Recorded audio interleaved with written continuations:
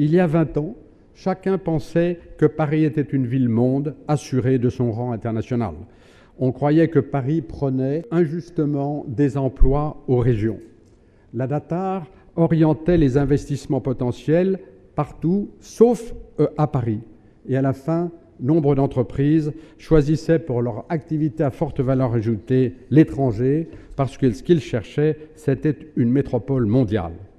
Et à l'époque, Paris représentait moins de 5% des investissements étrangers en France.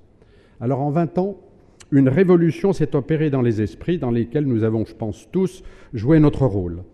Chacun reconnaît désormais que Paris-Île-de-France est une locomotive pour notre pays, que c'est la porte d'entrée d'excellence pour les investisseurs et la part des investissements internationaux en Île-de-France est passée par rapport à l'ensemble de la France de moins de 5% à près de 50% aujourd'hui. Alors une autre prise de conscience est opérée, Pierre-Antoine y faisait allusion, c'est que le club des métropoles mondiales auxquelles appartient Paris-Île-de-France n'est pas un club fermé. La concurrence y est acharnée pour les premières places. Aucune position n'est jamais définitivement acquise. Alors, dans ce contexte, qui est un contexte nouveau depuis un certain nombre d'années, eh bien, Paris-Île-de-France économique a été de manière continue force de proposition. Depuis 10 ans, des agences publiques nombreuses ont été créées. Alors, nous avons essayé de cultiver notre différence. Notre différence, c'est une indépendance totale et constante, et c'est une position qui doit rester toujours d'avant-garde. Tout ceci a été permis grâce au soutien sans faille de notre membre fondateur, la Chambre de commerce. Ceci a été possible grâce au soutien également sans faille de toutes les entreprises adhérentes. Elles sont chaque année plus nombreuses. Il faut se rappeler aussi qu'un emploi direct sur 6 à Paris-Île-de-France résulte directement d'investissements internationaux. C'est 800 000 sur 5 500 000. Donc, on n'a pas à rougir de notre bilan. Paris-Île-de-France, capitale économique, a 20 ans. Nous avons travaillé sur les facteurs d'attractivité. Et là, les facteurs d'attractivité sont de deux natures.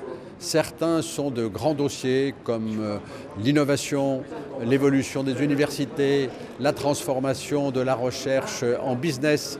Ça sont des grands dossiers très généraux. On a travaillé beaucoup sur ces dossiers et on est fiers parce que je pense qu'on a un peu contribué à ce que va devenir Paris-Saclay. Mais l'attractivité, c'est aussi une addition de petits détails. C'est l'accueil dans les aéroports, c'est le statut juridique des personnes impatriées, c'est l'accueil dans les lycées, dans les écoles, c'est la possibilité de trouver un logement quand on est un impatrié.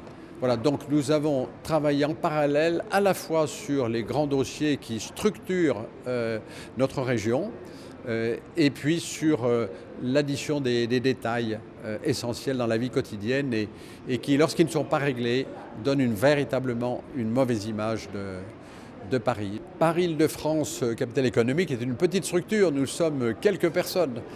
Donc l'appropriation, l'affecto societatis de nos adhérents vis-à-vis de l'association est absolument essentielle. C'est eux qui nous permettent de vivre, c'est eux qui nous font tourner, c'est eux qui font le travail. Donc moi je me réjouis chaque fois qu'un de nos adhérents montre à quel point pour lui le travail qui se fait ici est utile. Je pense qu'ils attendent de nous, dans les semaines et les mois qui viennent, ils attendent de nous qu'on leur donne beaucoup d'informations sur le Grand Paris, qu'ils puissent réaliser en quoi eux sont concernés et dans leur business quotidien.